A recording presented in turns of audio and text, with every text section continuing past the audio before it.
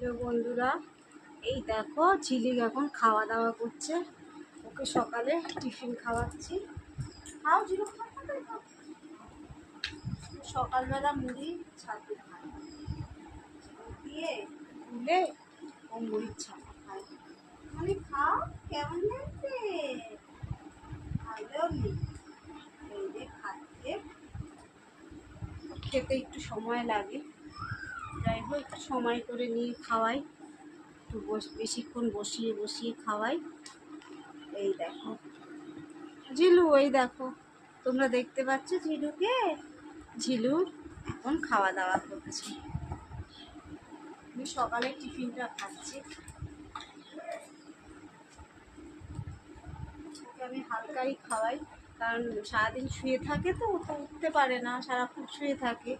আর ওকে ভারী কিছু খাওয়ালে ওর পেট ব্যথা করে, এই জন্য আমি পাতলা জিনিসই খাওয়াতে হয়। ওকে সবসময় পাতলা জিনিসই আমি খাওয়াই। দুপুরে যেমন মাছের ঝোল আর ভাতটাও ভালোবাসে, ওটা খায়। সকালে এই ছাতু, আর রাতেরবেলা আমি ওকে দিই মিষ্টা। ও এখনও মিষ্টামি খায়, তো ভালোবাসে। মাঝে মধ্যে রুটিও দিই, কিন্তু রুটিটা খেলে কি দুধ দেওয়া যায় না, যেহেতু দুধটা সহ্য করতে পারে না,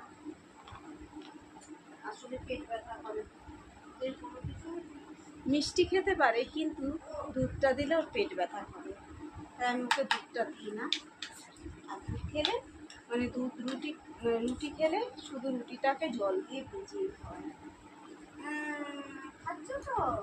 এই দেখো, তাহলে আমি এখন ঝিলিককে খাইয়ে নিই, তারপরে আবার পরে দেখা হবে তোমাদের সঙ্গে বন্ধুরা।